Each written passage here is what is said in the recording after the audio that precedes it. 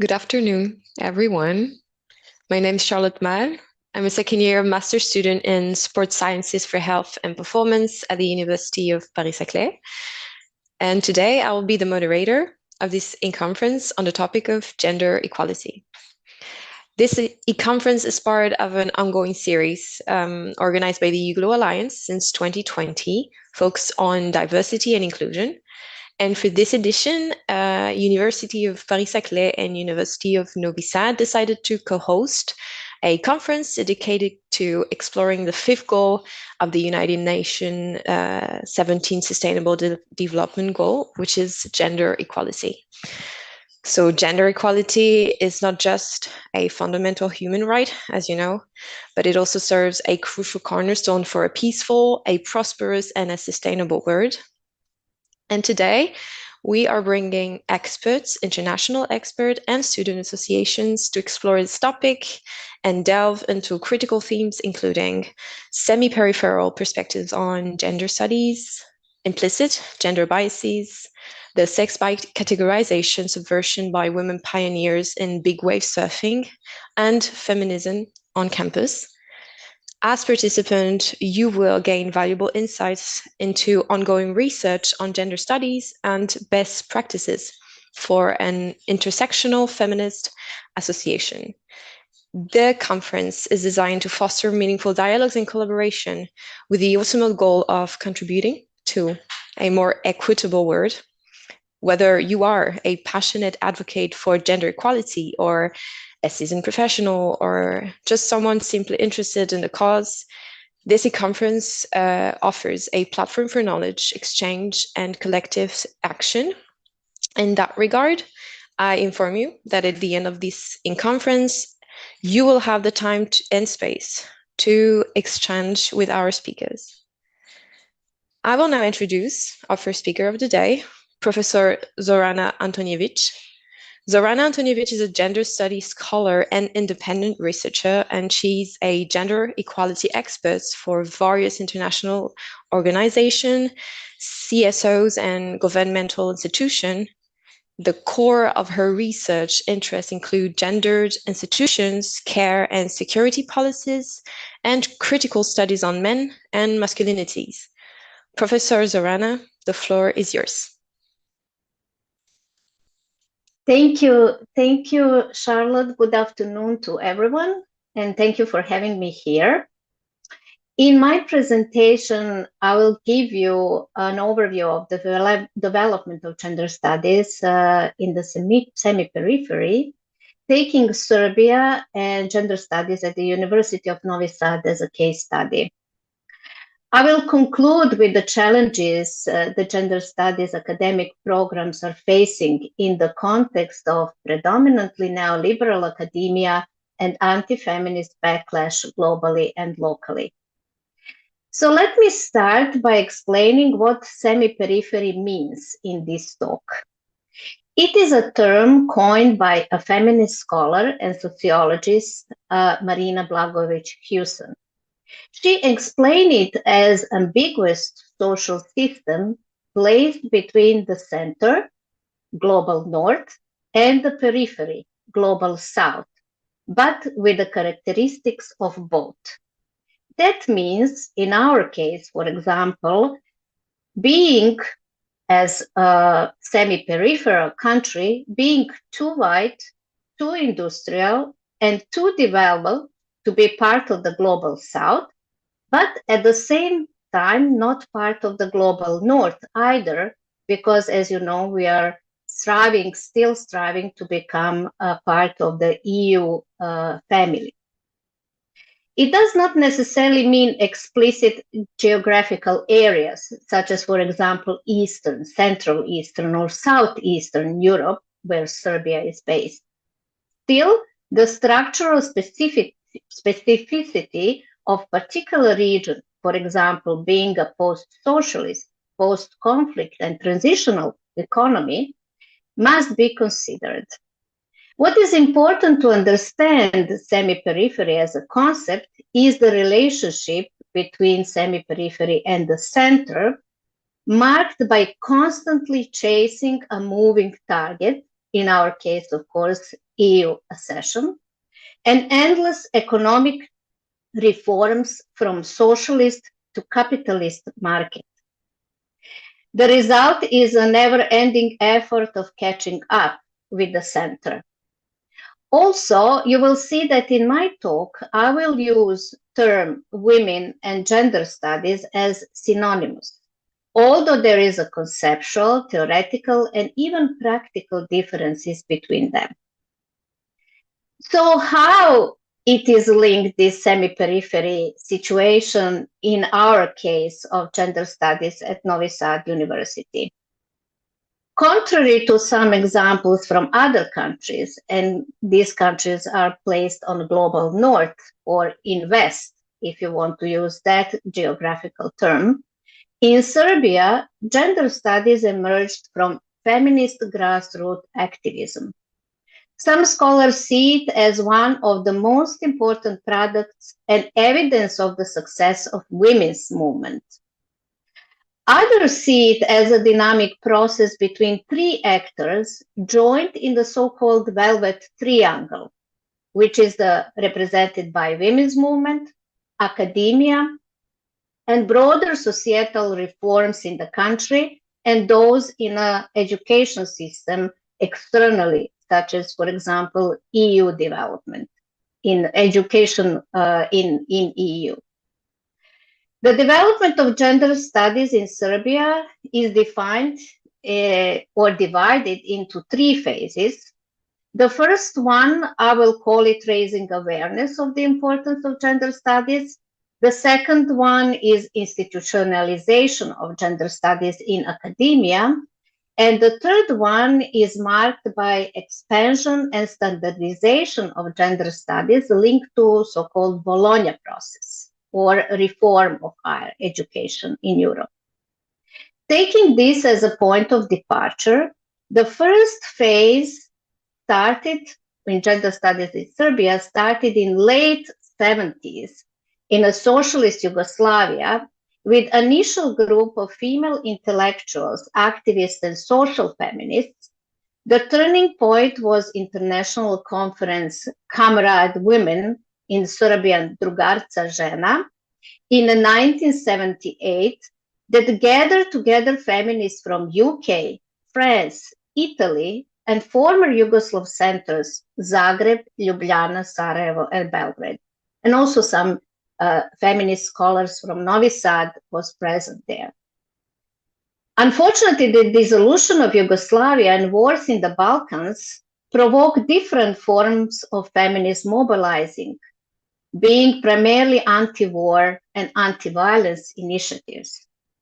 So during the 90s, these first initiatives to spread and to raise awareness of gender studies in the society took different forms of mobilizing.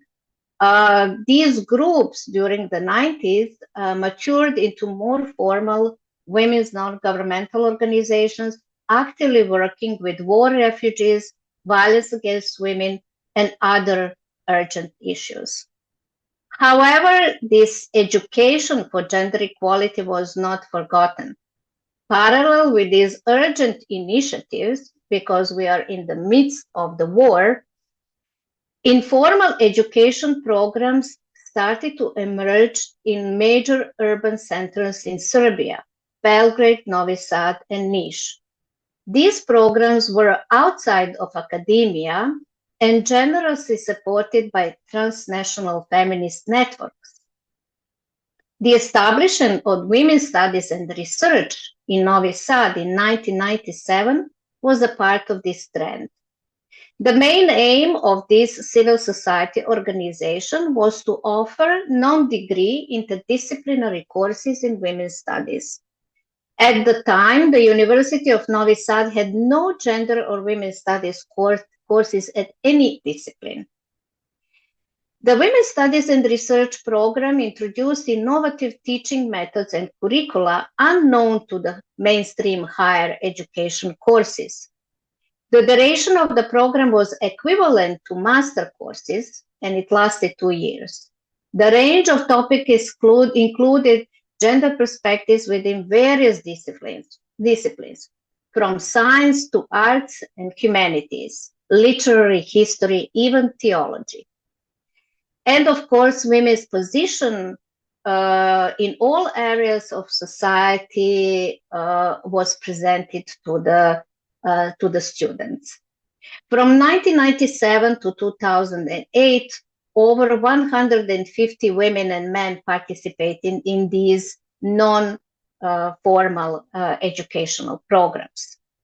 And the students were a very diverse group. Some of them, of course, were regular students coming from Novi Sad University, but students were also women politicians, activists, journalists, trade unionists. I was also one of the students of this non-formal educational program that lasted for 2 years. A significant number of students were retired women and older women who would never had an opportunity to attend similar programs if they had been organized and based at the university context. So this is something to think about, how we actually address lifelong learning opportunities if some programs are closed for people coming from older age or retirement. Of course, important thing is that 4% of students were men, which is, according to my knowledge, the highest number of male students compared to current university programs of gender studies, at least in Serbia. The end of Yugoslav conflict and democratic changes started in 2000, also beginning of European accession process, and various societal reforms created an enabling environment for establishing university postgraduate gender studies. Civil society again, and women's organization and women's movement again played an active part in this process. However, at that moment, conditions were really ideal. Novi Sad University elected a first female rector. The first gender equality agency was established at the provincial government, and Serbia in 2003 joined and signed Bologna Declaration on Higher Education Standardization. Even more, Women's Studies and Research, the civil society organization that was vital for establishing the university program of gender studies, was already had 5 years of valuable experience to draw upon, and solid base of students and prosperous lectures. So the new rector was the lead in organizing and sponsoring, together with Women's Studies and Research, the first international conference on women's studies and gender studies curricula development in February 2003. So exactly 20 years before. This was essential for starting the accreditation process in 2005, which was finalized 3 years after in 2008. The master program was not new, the master program in gender studies accredited then, but actually doctoral program established was the first of its kind in the Western Balkans at that time, and remained the only one in Serbia for the following 15 years. The educational program of TSO, Women's Studies and Research, ceased to exist the same year the university's postgraduate program received accreditation. The favorable political and historical momentum contributed to the overall success of establishing and institutionalizing gender studies in Novi Sad.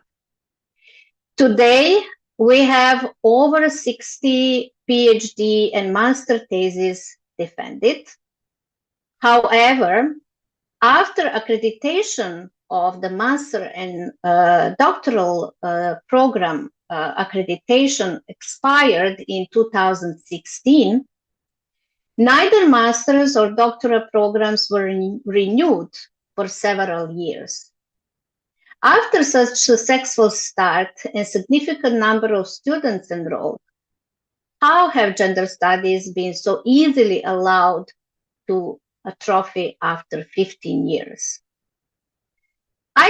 I can give you several reasons, but we can maybe in the discussion come up with more. I think that several reasons contributed to this situation. First, gender studies are still very much challenged in the mainstream academia for their methodological and theoretical positioning. Over a relatively short period of time, the conservative structures at the university became louder, and then claims that gender theory had neither scientific value nor solid academic, epistemological, and methodological foundations prevailed. The space for gender studies became smaller with the growing conservatism of the political landscape. Secondly, the organization and financing of gender studies have many flaws from the very beginning. Financial stability and sustainability relied only on students' tuition fees, which were supposed to cover the expenses for regular and visiting lectures. There were no dedicated teachers or administrative staff employed. At the same time, neither the university nor ministry supported the employment of those who had obtained PhD in gender studies. Inevitably, sustainability proved to be extremely difficult not to crack. Over time, lecturers' motivation declined, as did the space for docents and researchers due to the strict rules of their engagement for external curricula outside their own scope of work. The practice of hiring external teachers was short-lived, as their remunerations became even more symbolic. The third and the last reason, students' opportunities to publish their theses or articles related to gender studies were scarce due to the limited number of topical journals available in Serbian, their low international and national ranking, and the commercial orientation of the most respectable publishing houses. To conclude, even though Novi Sad University accredited a new master program in gender studies in Serbian and English this year, the future is not bright. The financing and organizing of the current master's program mirrors old practices that proved to be unsustainable. Thus, it will suffer from well-known lack of sustainable state or university funding, sidelining, and from more conservative members of academic community preserved gender studies as irrelevant, both in practical use and scientific value. The neoliberal request for more utilitarian knowledge production instead of critical thinking will also affect their future sustainability. Thus far, even though many professors, and some of them you will hear today as well, include a gender dimension in their teaching, without independent and fully funded gender studies, feminist knowledge production depends upon isolated and sporadic individual efforts instead of systematic institutional practice. So again, as it was years ago, strong voices inside and outside academia are needed to maintain gender studies and let them grow. Thank you so much. Thank you so much, Professor Antonijević, for this very interesting perspective on gender studies in Serbia. I would just remind the audience that you will have time to ask questions about the presentation at the end of this presentation on the conference, and I can see already one question in the Q&A, which is very good. I will now introduce our second speaker, Professor Bojana Bodroža. Professor Bojana Bodroža is a social psychologist and assistant professor at the Department of Psychology of the University of Novi Sad. Her research is mainly focused on the field of cyber psychology, including people's behavior online. And she also runs workshops on implicit gender bias for university staff. Professor Bojana, the floor is yours. Thank you so much for your introduction. I will share my presentation so you can follow what I'm talking about. Let me, do you see the presentation now? Okay, great. Okay, so I will talk about implicit gender biases. So let's start first with what implicit bias is. When I say implicit bias, I actually assume an automatic, unconscious, and unintentional errors in the way we think. So these are the errors in our reasoning and decision making, and these errors actually affect our expectations from others, our behaviors, and of course have many consequences. And the whole story about implicit biases actually comes from the dual process theories. And these theories assume that there are two types of cognitions in our mind. First type of thinking or cognition is automatic, while the other is controlled. So this automatic thinking, it is very fast and automatic, as its name says. It's the consequence of our previous experiences that repeated so many times, so we don't have to think about something every time. And these thinking processes run in the background of our mind. They're unconscious. We don't have to put effort into thinking, and we don't have control over it. It's just happening in behind of our other processes. On the other hand, controlled thinking is explicit. We are conscious that we think about something, and it is controlled and rational. It's based on formal logic.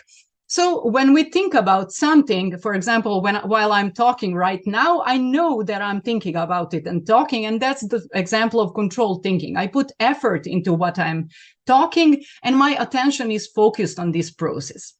So to give another example, for example, if I ask you what are 2 plus 2, you would probably automatically answer that it's 4, because you've heard this question so many times. You don't have to put effort into thinking about it.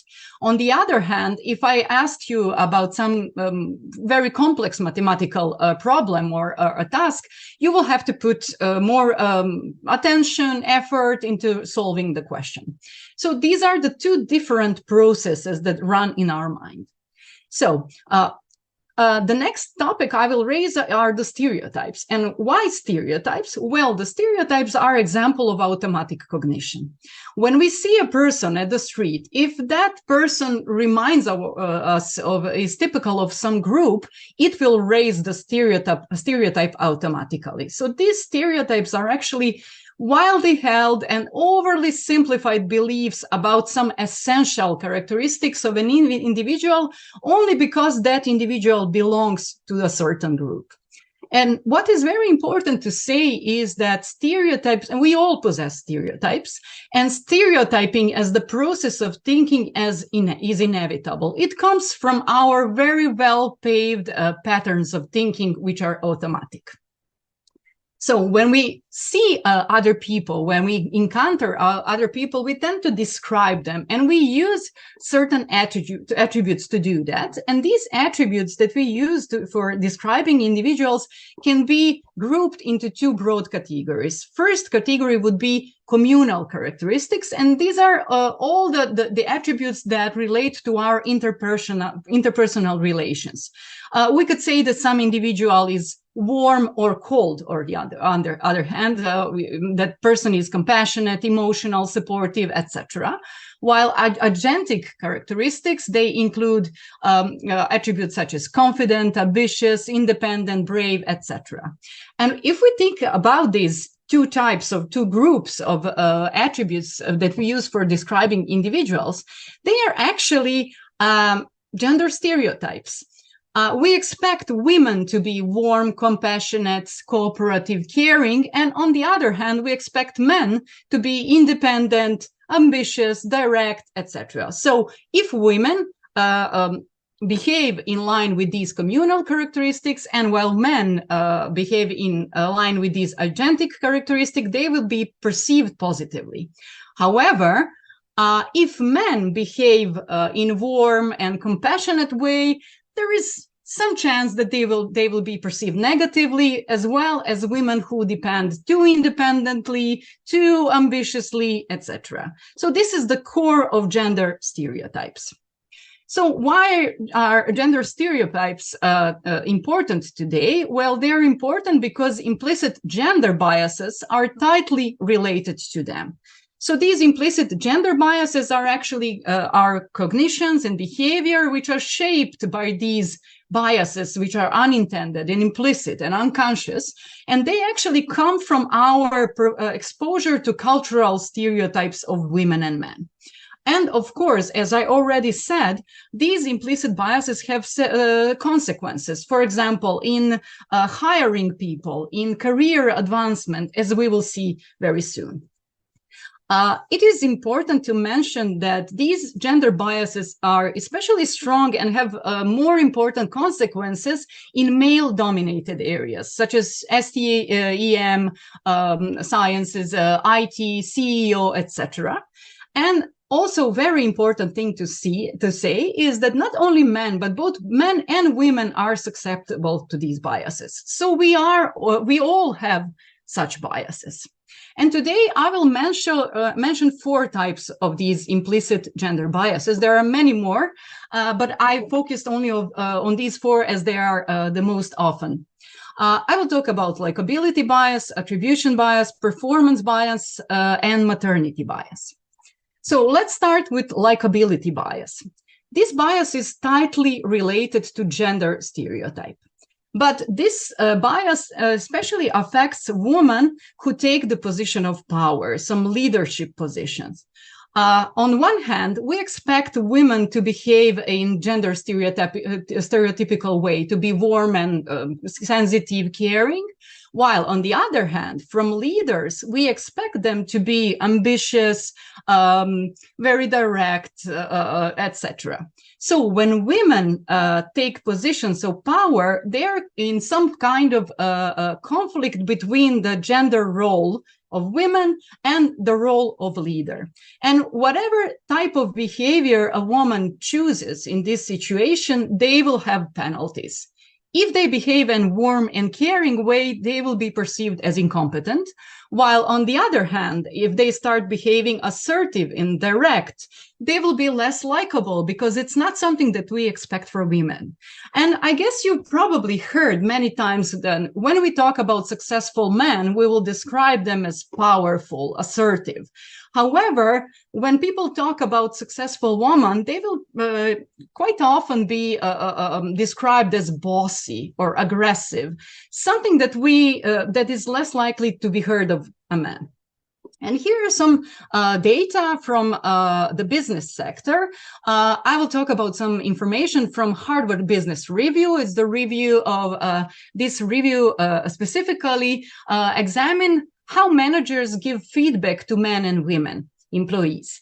And actually this report showed us that the way managers give feedback, it actually benefits more men than women. For example, managers, as they expect that women are sensitive, they are kind of afraid how to give some negative or more critical feedback to women, and they will, let's say, avoid to do it. When they give negative feedback to women, that feedback will more likely be related to their personality or interpersonal style. For example, your style of communication is maybe too aggressive or something like that. On one hand, men receive developmental feedback, which is related to outcomes. That would be something like, at this moment, you're at this step and you need to improve this or that to gain the next step in your advancement. On the other hand, women rarely receive such feedback, and when they receive developmental feedback, again, it is more related to their communication style. So this review actually showed that 76% of women receive feedback that they are too aggressive when they communicate, whereas only 24% of men receive such feedback. So we can see that women constantly, especially in positions of power, have to balance between being a woman and being a leader and showing leadership characteristics. The next bias I will talk about is a performance bias. And this bias comes to presence when we judge abilities of men and women. So from some data, we know that when we judge abilities of women and men, we don't do that in the same manner. And especially in these male-dominated areas, women's abilities are underrated as compared to men's. And that is especially present in some situations when the criteria of success and what it means to be a good quality worker and in some field are not clearly defined and are somewhat subjective. So in this situation, we interpret success in a way that benefits men more than women.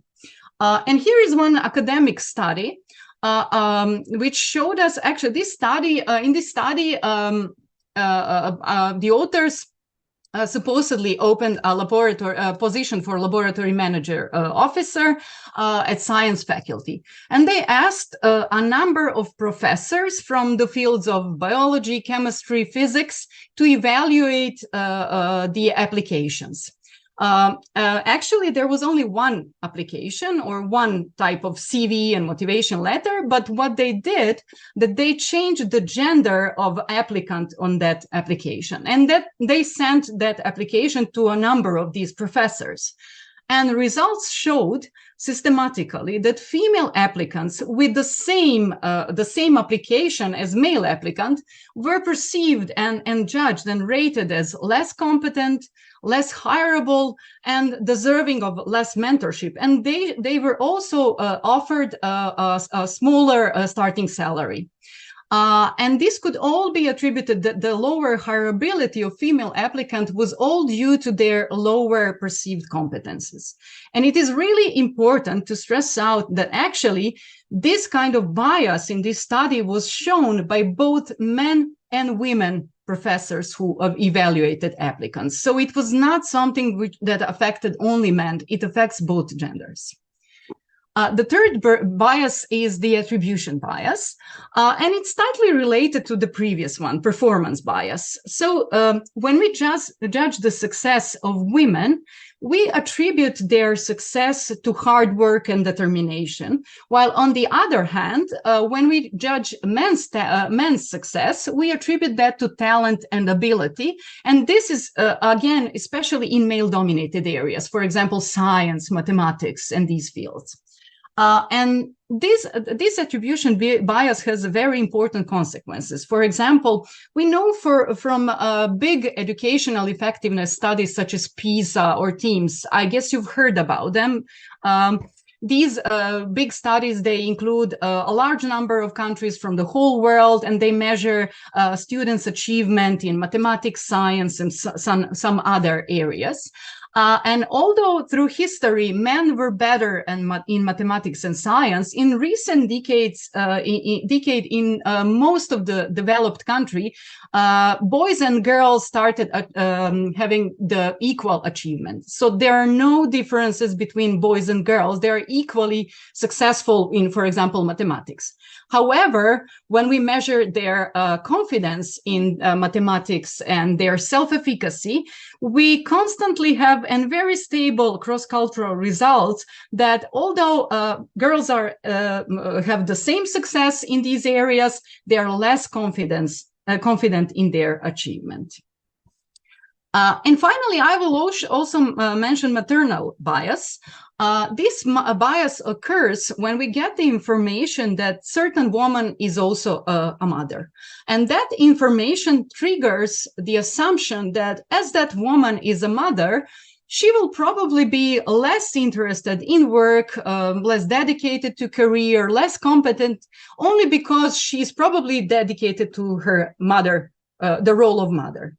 Consequently, women who are also mothers, they have a less chance to be hired, to advance. They have lower starting salaries, etc.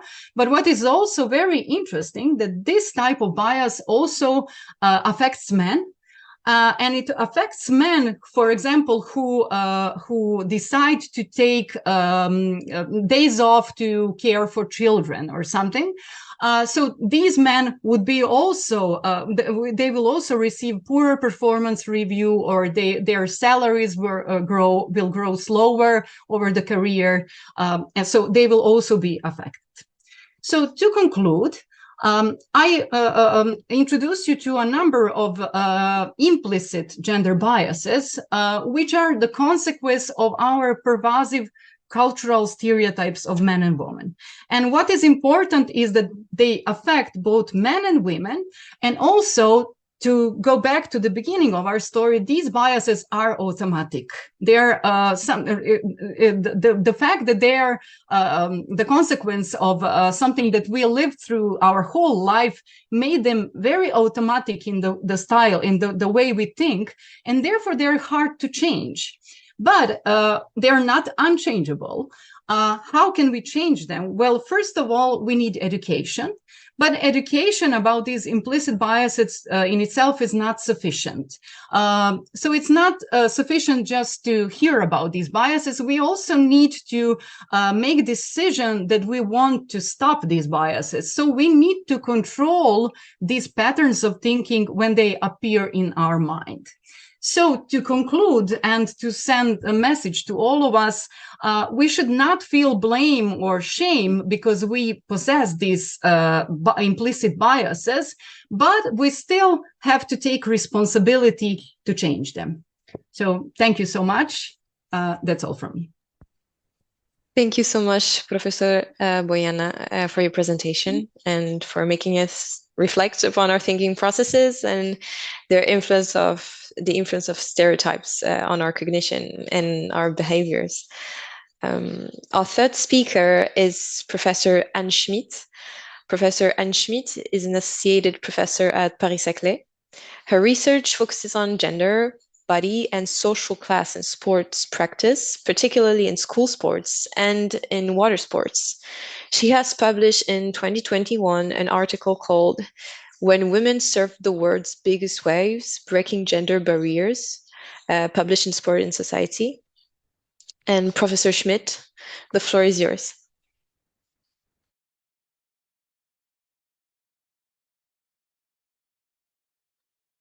Thank you very much for this presentation.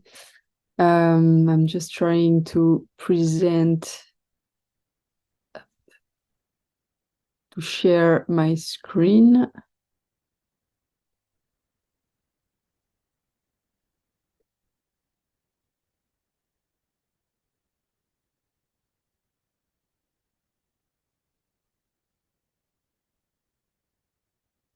Sorry.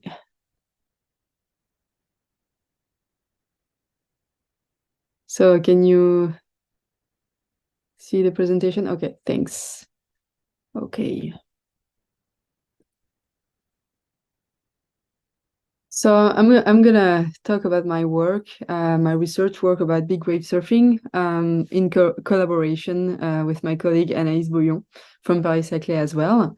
So on September 10th, 2020, the World Surf League announced the record of the biggest wave ever surfed by a woman, set at 22.4 meters by Brazilian surfers Maya Gabeira. She was ahead of a French surfer, Justine Dupont, by 60 to 90 centimeters. And these accomplishments bring them close to the world record of the largest waves surfed, which stand at 26.2 meters.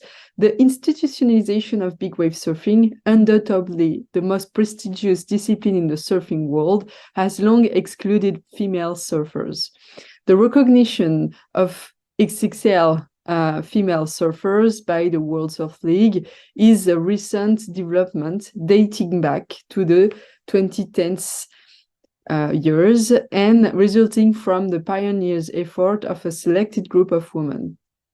Classical surfing serves as a vehicle of an ideal of masculinity that often marginalizes women.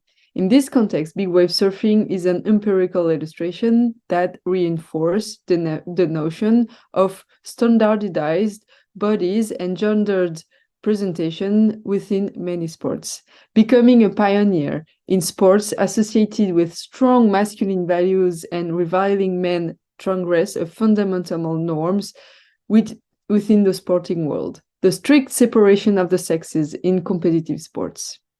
By examining female surfers' challenge in accessing XXL surfing, we can demonstrate how the categorization of high-levels competition can lead to exclusion and prohibition. As these records continue to be broken, the justification for gender-based categorization are being undermined.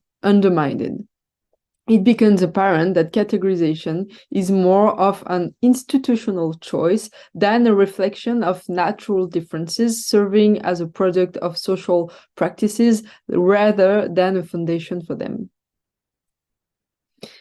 For the first time, our survey gives a voice to professional pioneers of big wave surfing, so Bianca Valenti, Kayla Kennelly, Andrea Moller, Paige Elms, and Justine Dupont. From February 2020 to April 2021, we conducted 5 semi-structured interviews, each lasting between 90 minutes and 2 hours.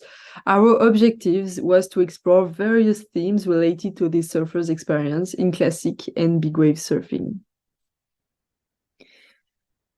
The interviews conducted with the 5 surfers reveal a shared experience of socialization. For instance, despite of not being surfers, Paige Elms and Bianca Valenti's mother never hesitated to encourage their daughter to ride the waves. They took every possible step to ensure they could participate on equal terms with boys and compete in competitions. Similarly, Kennelly and Dupont and Moller were motivated by their fathers, brothers, or friends to push them into the waves and encourage them to excel and compete alongside their male counterparts. Growing up in an environment where female surfers were encouraged to compete with female and male surfers contributed to their exceptional performances and status as pioneers in big wave surfing. This dimension will only continue to strengthen as they will enter more competitions. Initially, Elms, Valenti, Kennelly, and Dupont regularly competed against boys, and their upbringing in mixed competition often led them to surpass their male counterparts. Thus, all 5 surfers actively compete and challenge the gender-based categorization that assumes men are naturally stronger. This categorization is not exclusive to the women's professional surfing circuit. It has been structured around prioritizing weaker bodies that conform to the normative standard of femininity over the remarkable performances of female surfers on the waves. Consequently, significant disparities exist in opportunities and compensation for professional surfers. Establishing partnership with sponsors is crucial in this regards. However, many of the brands have sponsored female surfers since the 1980s, continue to portray them through a feminine ideal that aligns with the desire of heterosexual males. Consequently, professional surfers face pressure to conform to societal expectations, which can overshadow their performance-driven goals. Our big wave surfers, having competed alongside mixed gender surfers from an early age, where only performance determined their success, find the constraint imposed on female surfers to be excessively limiting and unjust. Consequently, our participants turn to big wave surfing as an outlet where performance can occur again. Their well-built and trained bodies become instrumental in their performance and safety during falls. Thus, when they ride colossal waves, like their experiences in junior mixed competition, only their athletic achievements are considered, allowing them to compete alongside men again. You can be very pretty, but if you don't charge, it doesn't count. Moller explains the possibility and necessity of breaking free from conventional ideals and norms of femininity imposed on female surfers' bodies through extraordinary performances. Facing the world's biggest wave, which most surfers are hesitant to approach, earns the admiration and recognition of the surfing communities. Valenti's, Kennelly, Alms, Moller, and Dupont find solace in returning to the importance of performance, reminiscence of their early days, even if it comes at the expense of a more precarious financial situation due to breaking away from traditional sponsors. While individual performance is widely accepted on big waves, surfers are still expected to emphasize female surfers are expected to emphasize collective performances. Regardless of how exceptional the accomplishment of surfers may be, any injury or fall can erase previous achievements. Performance and endangerments of the body are being often seen as privileges exclusively reserved for men. It is difficult not to perceive these calls for order and threats of competition bans as an opportunity to reinforce the notion that men and women should maintain their distance in sporting performances. The presence of women in this field remains problematic due to the challenge it poses to masculine identity and the fact that it required qualities such as speed, strength, endurance, power, traditionally associated with men's bodies. However, these pioneers strengthen their bodies, joints, and respiratory capacities through rigorous physical training and perform and endure spectacular falls. The interviewed surfers describe their unique relationship to their bodies, which are seen as a tool for performance, through their involvement in these unconventional sports. As a result, having a slender, thin, and a blemish-free body is not a concern for them. Through their exceptional performance, they free themselves from this societal expectation and bodily injunction. In early 2010s years, despite their advancements, the pioneers of big wave surfing were still excluded from competitions. The American pioneers were forced to voice their dissatisfaction with the lack of visibility of their performances and limited progression opportunities.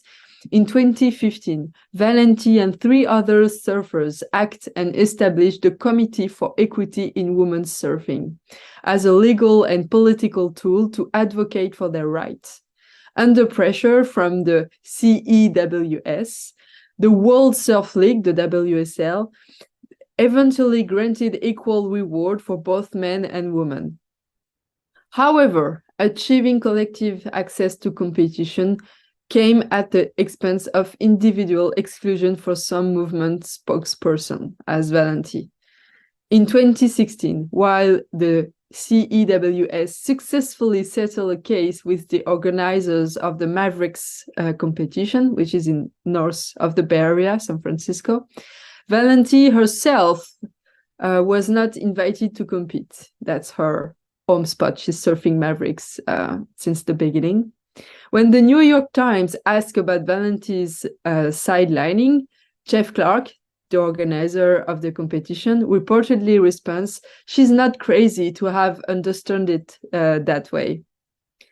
Dupont, recognized as one of the top 5 female surfers in the world, acknowledged the positive impact on the change brought by the American surfers' advocacy.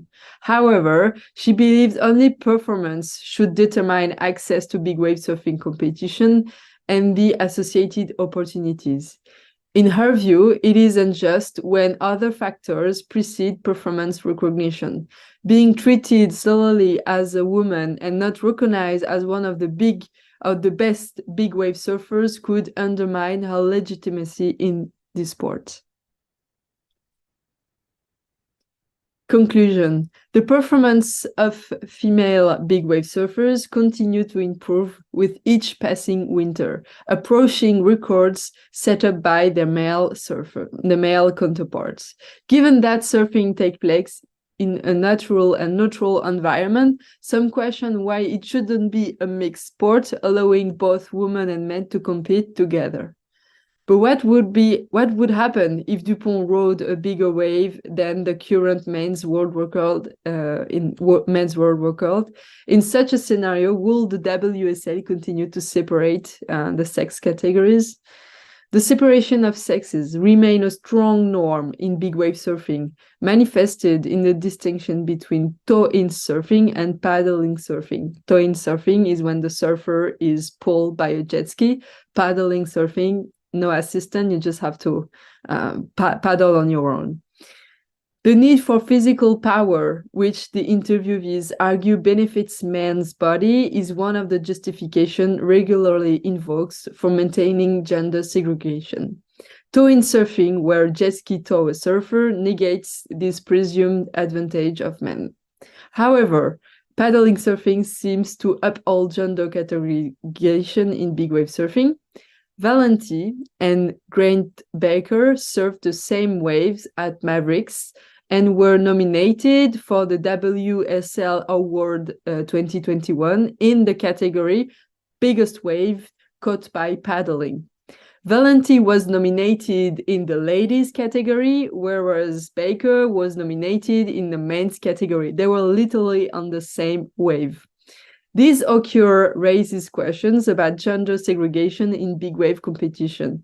It suggests that a woman, whether surfing with a jet ski or the strength of her arms, could ride the biggest wave in the world. Thank you very much. I would be happy to answer questions. Thank you so much, Professor Schmitt, for your presentation, which underlines the effect on forever existing gender biases in sports, reinforced by the sex by categorization that limits female athletes to achieve their highest performance, but also their recognition, especially in traditionally masculine sports. So our final speaker is Livia Labelle, the co-president of Fières, an intersectional feminist association founded by law students from Paris-Saclay University. This association is dedicated to raising awareness about the condition of women, to shed light on hidden violence and prevent sexist behaviors, all while strengthening solidarity among students. Livia, the floor is yours. Thank you very much, Charlotte, for this presentation. So good afternoon, everyone. Thank you for joining us today for this important e-conference on gender equality.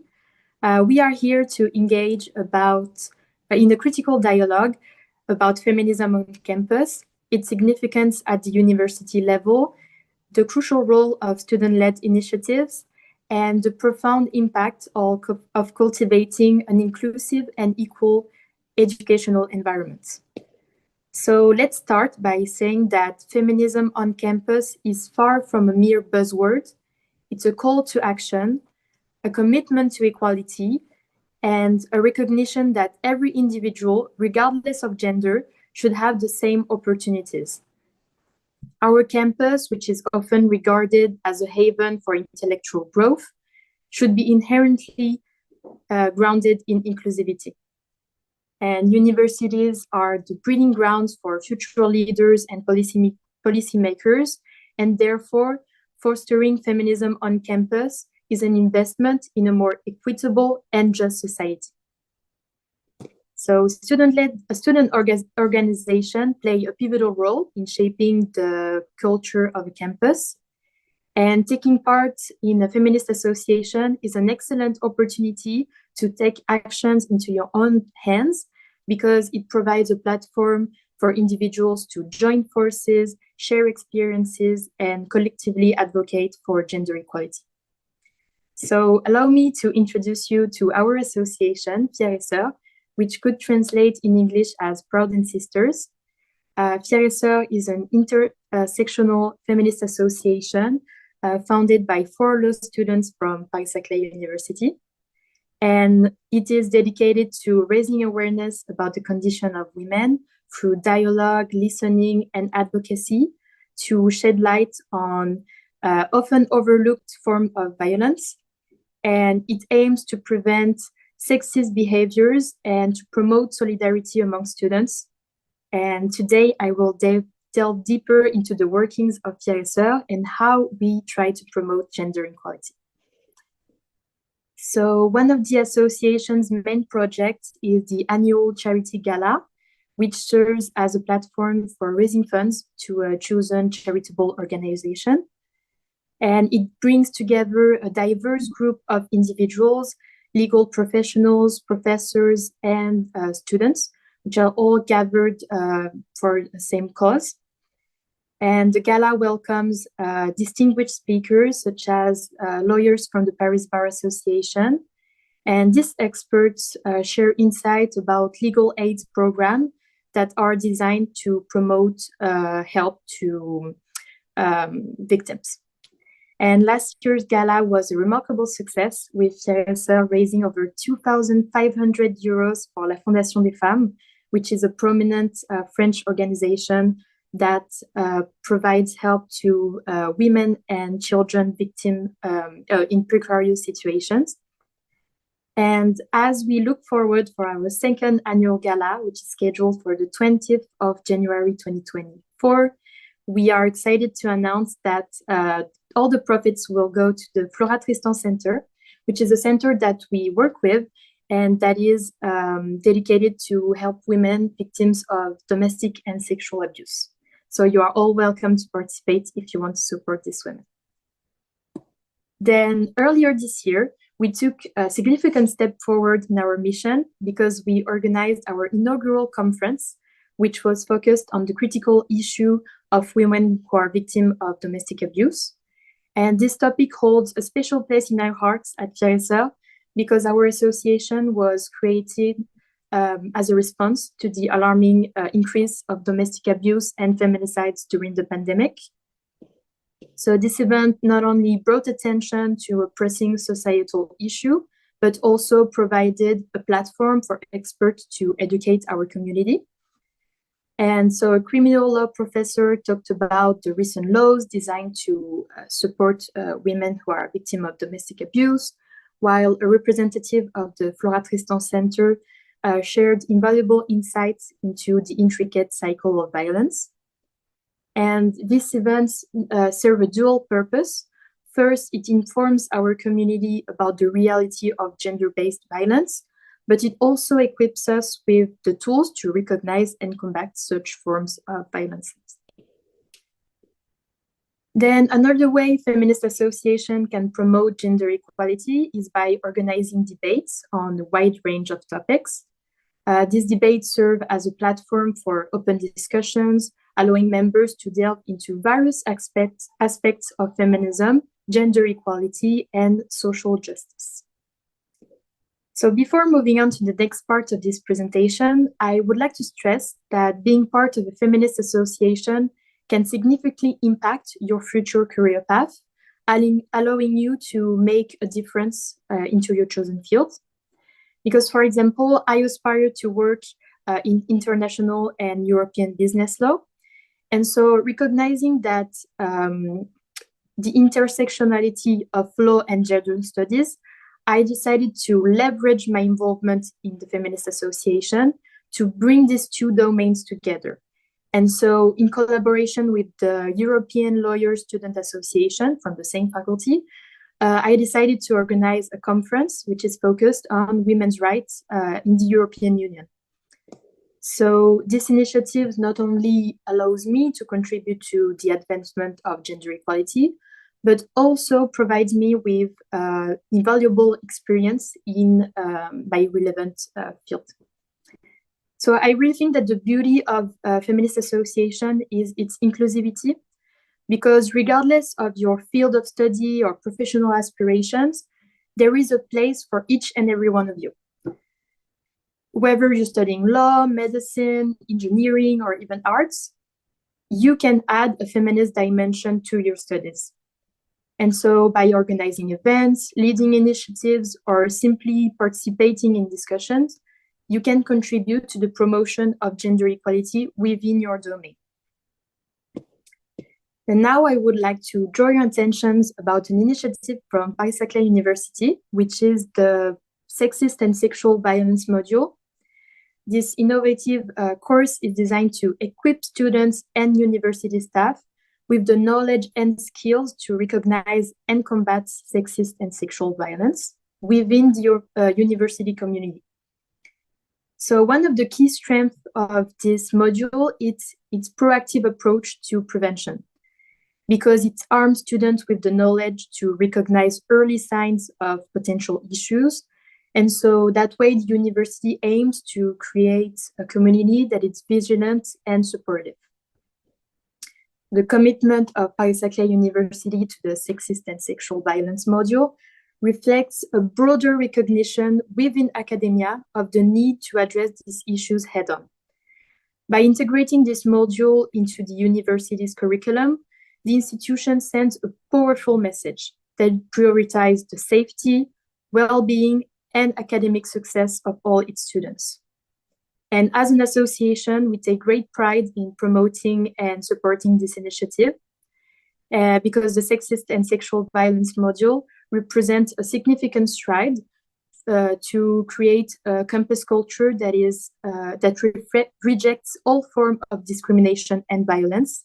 And we look forward to seeing the positive impact it will undoubtedly have on our university community. So as we celebrate these achievements, we must recognize that our journey toward gender equality on campus is ongoing. Feminist association initiatives and the creation of the Sexist and Sexual Violence module serve as a beacon of progress, yet it also underscores the need for continued collective dedication and sustained efforts. Creating a truly inclusive and equitable academic environment requires an ongoing commitment from each member of the university community.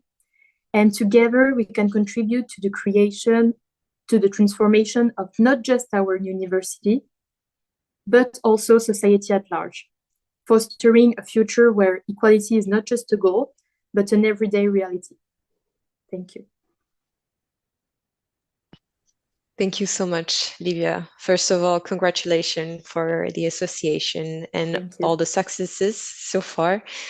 And also thank you for the hard work and dedication in raising awareness on campuses and also in supporting many other actions and organizations. And before we give the audience the floor to question, we've asked students across the partner campuses to speak up about their own experiences on that topic, and we would love to share it with you.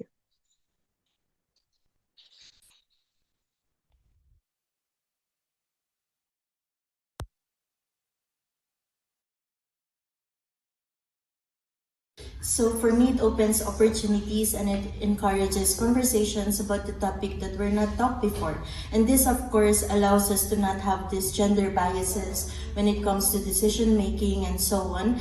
And also it encourages conversations that women is as capable as men as well in all other disciplines.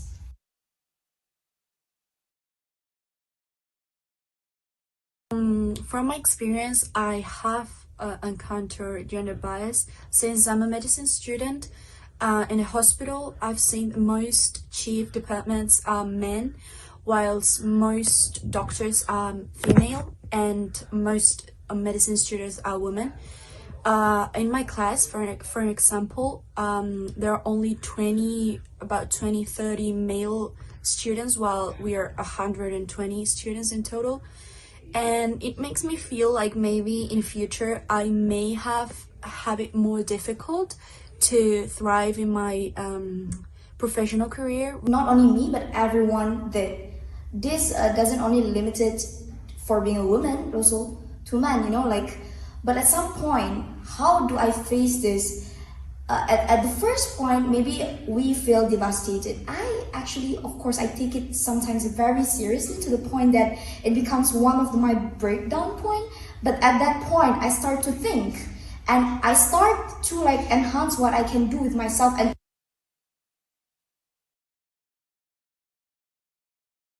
surface to be in the same category is based on social hierarchies. And in human societies, we should try more and more not to put these social hierarchies or norms or stereotypes on opposite genders. We are doing it for quite a long time.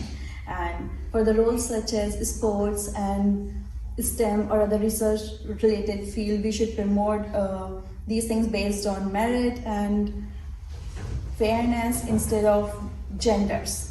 I think that is very important. We should focus more on inclusivity and diversity and promoting gender equality in every field and for the betterment of human society. Actions that I could take to promote and promote the gender equality, I would say that I have an influence and platform to promote gender equality in a sense that I will start with myself.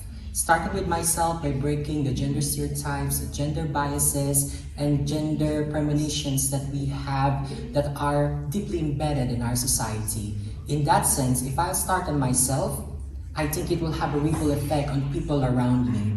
And in that case, we are uplifting each other and making sure that each other in any gender are well taken care of, and everyone has the spaces and voices that are being heard and never left.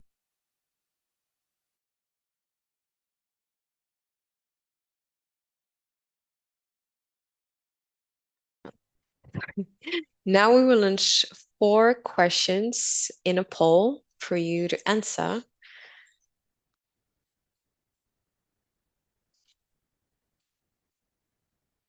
First one is, how would you rate your current level of awareness about gender equality issues? Do you feel very informed, somewhat informed, or not informed at all? Then the second one is, in your opinion, how big of an issue is gender inequality in your society? Is it very significant, somewhat significant, or not significant? Third question is, have you personally witnessed or experienced gender-based discrimination, yes or no? And finally, do you think there is enough emphasis on gender equality in educational curricula? Yes, no, or not sure?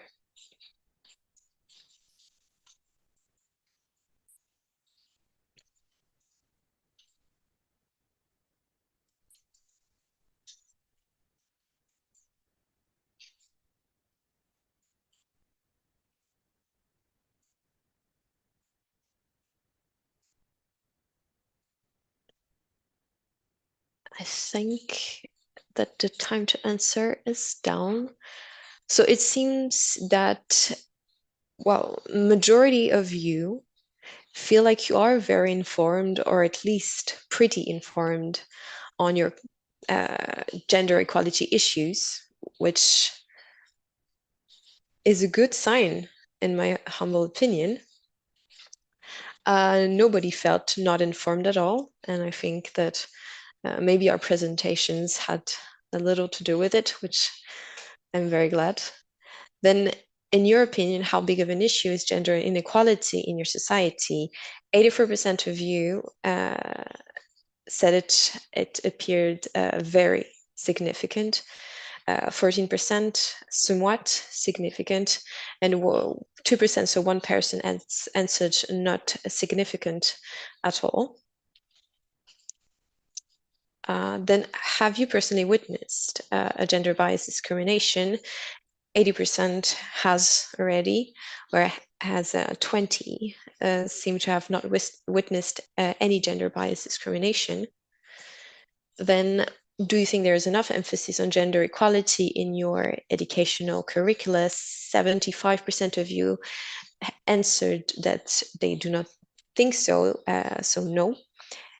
18% are not quite sure, and 8% answered that they think that there is enough emphasis on gender equality in their educational curricula.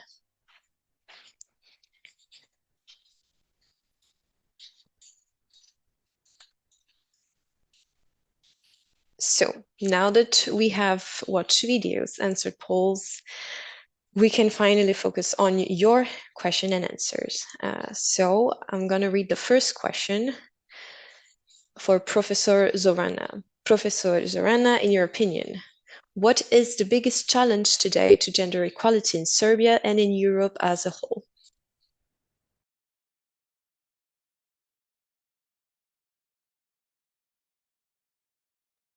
Sorry, just to return my earphones. Can you hear me? Okay. So it's a difficult question, but very, very important one. I have to say I will start first with the local context, but it reflects on a whole world right now. I think that the biggest issue, the biggest problem, and the most pervasive form of gender inequality in Serbia is violence against women. We are now in the middle of 16 days of combating against violence against women. In Serbia, we are almost every month have a case of femicide, which is the murder of a woman committed by her partner or a family member. And we are also witnessing two extrememly violent and big conflicts in Europe or on the borders of Europe. I mean on conflict in Ukraine that produced enormous amount of refugees. Most of them are women and girls, and also casualties of the war. And we see what is going on in Gaza currently. So I would say that violence in general, but also gender-based violence, is now the burning issue of gender equality or gender inequality in the world, being intimate violence or being violence committed in the war.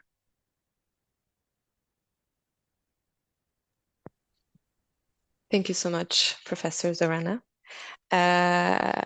There's now a question that I'm not sure I'm understanding quite well.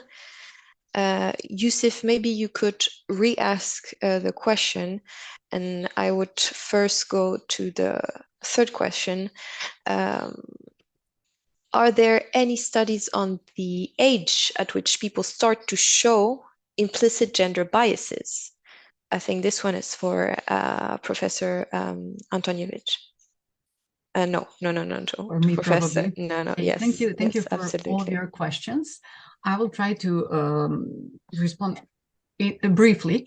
So I'm not aware of studies that examine the age of implicit biases, but we know that very young children start stereotyping. Gender stereotypes start very early, and a gender identity is one of the first identities that people encounter and take as their own. So it might start in gender stereotypes are also even more rigid at the children age than later in their lives. So young children are more stereotypical and then expect other children to behave in a very stereotypical, gender stereotypical way very early. And especially male stereotypes are very rigid. So that's even at the explicit level. We are not talking about implicit level, which is another level. And I think that Yusuf's question was about intersectionality. Of course, there are not only implicit gender biases. There are implicit biases in terms of races, ethnicities, religion, sexual minorities. So there are many types of implicit biases, and if person belongs to more than one unprivileged group, their position might be even harder for them, and because these different biases combine and make it harder for them. So I might suggest, since many questions are probably for me, maybe we can make a circle for everyone and then get back, because there are many questions for me, if it's okay with everyone, so everyone have a chance to answer something. Of course, I think that's a really good idea. I could go with a question for Professor Anne. And Schmitt, what are your thoughts on trans people competing in sports? For example, a biological male who has made a gender correction, transition to female, and then compete with females and vice versa. I would say first on the trans people question that actually all sports institutions are very transphobic and are dealing very hardly and harmfully with the trans people who's competing. So there is actually a very a whole study, a medical study, biology study about is trans women have an advantage against like cisgender female athletes. The answer of this whole study is actually no. And I'm encouraging you to look at the study of Lucy Palisi, which is doing their PhD on trans identity in high-level sports. So that's going to be a good start. And also, just to mention that there's athletes who've been successfully competing against women. In France, we have Alba Diouf, which is an athlete, and she's not authorized to compete in the Olympic Games. It's the decision, but the thing is, in the athletics, in the World Athletics EIF. They said that World Athletics is now World Athletics. There's a limit of the testosterone level. Alba Diouf actually produced 0.1 testosterone, which is less than any woman's who's not on hormones, but she's still excluded. And there's also another example of an athlete, which is a rugby woman, Alexia Serenis. She used to play in the male high-level division, and she's made her transition, and now she's playing in the high level with women. So it just shows that is possible, but the sporting world is actually very young and not ready to leave the big categorization, like female category, male category, and that's why it's very complicated now. And also, last thing, the female, like women in sports, are 100 years far late compared to men. So it's actually a very difficult question. Maybe if men and women, sports women and men were on an equal path, the question would be, yes, everybody can compete against together. Now we're just sure that female performances are restrained by cultural and social obstacles. So thank you for your question. It's a very tricky one, and I really encourage you to read Lucy Palisi's work and all the scientists who are really working on that specific subject. Thank you. Thank you so much. And Schmitt, maybe you could write the name of Lucy in the chat so that everybody could have their name and make a research for their thesis. Now there's a question for Livia. Livia, as a student, what can I do at my university if I want to start to get involved in these topics? Okay, that's a really good question, and it's a good thing that you want to promote gender equality. So first, you can join the local feminist association of your university, if there is one. If you want to take a big step, you can also create your own feminist association with your university. For example, in Paris-Saclay University, there's various faculties, and we are the feminist association of the law faculty. But for example, the medicine faculty is planning to create their own feminist association. For more initiatives, I mean, personally, as an individual, not just a student, you can start by addressing gender biases, as Bojana talked about. You can organize conferences. You can also do volunteer work. I mean, there's really a lot of things you can do to promote gender equality, even online. We have an Instagram account in which we post various publications about feminist themes.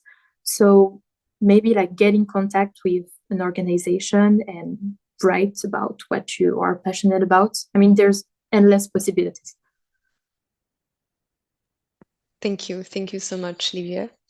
I will come back now with a question by Carmel to both first speakers. Is positive discrimination in gender doing more harm than good? Well, I can start, and then Bojana, you can jump in if you want. First of all, I would like to make a comment on terminology. I would encourage you not to use positive discrimination, but to use actually term affirmative measure, because discrimination is always negative, it's never positive. So we use basically affirmative measure term to describe, and I'm sure that Livia as a law student will know better, this to describe basically temporary measures that will allow or encourage or enable those who don't have the equal starting positions to achieve a certain level of education or certain results, to encourage them and to give them certain advantage in order to catch up with those who have more advantage. I will give you just one example. So in Serbia, for example, primary education is free and it's obligatory for all. However, there is a category of kids that, because of the poverty and because of the environment from which they come from, they're not enrolled in education on equal footing. So in that case, we actually do some affirmative measures, giving us scholarships or making extreme effort to enroll these kids in, first of all, in a primary education, and then in secondary and the third education level, if that is possible. So these are sort of affirmative measure that is both gendered and intersectional, because these kids are belonging to certain ethnic group. Apart from that, they're coming from poverty. So this is in a nutshell what affirmative measures means. And as I already said, it's a temporary measure. It can be lifted once the final goal is achieved. And I don't think that they do more harm than I think that basically they are doing a good job.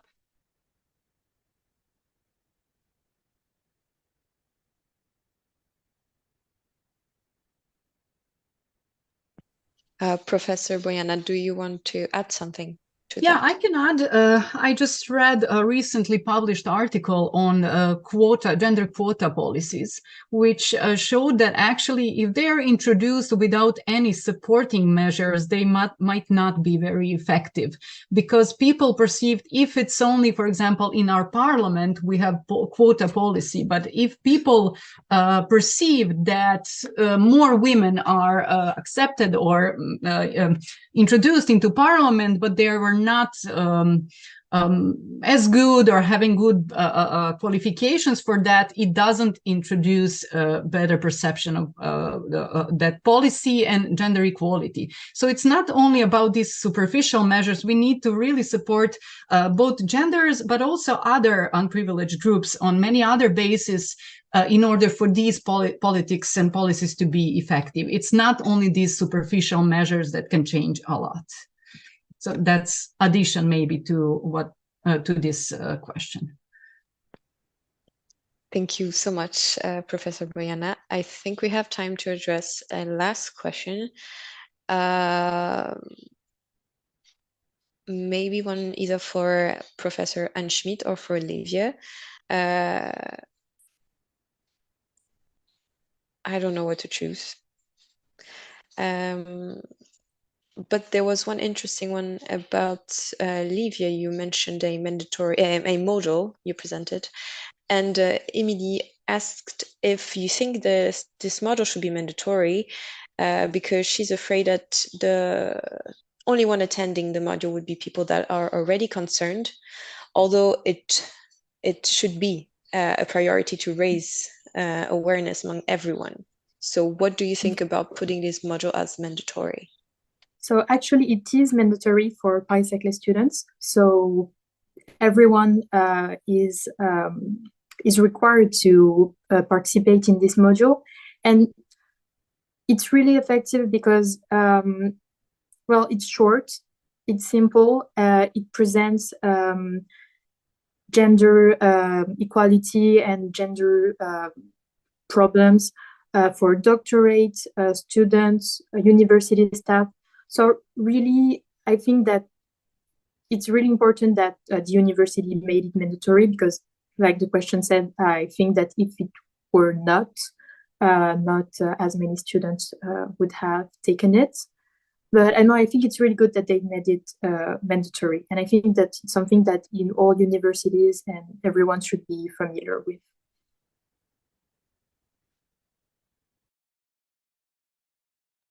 Thank you so much, Livia. It is unfortunately now time to wrap up. We will not have time to answer all of the questions, but as the PowerPoints will be shared, you feel free also to email our speakers if you have further questions that are of your interest. I'm sure they will be glad to answer you and give you more details and information. So thank you. First of all, for the audience, for your participation, your reactivity, and your very relevant questions. I would also like to thank our panelists, Professor Zorana Antonijević, Professor Bojana Bodroža, Professor Schmitt, and of course Livia, for their amazing presentation, their commitment, and their dedicated work of research and also of associations on this topic of gender equality. And of course, I would also like to thank the University of Novi Sad and the University of Paris-Saclay for co-hosting this amazing conference. Thank you so much. Thank you so much. Thank you for your invitation. Thank you.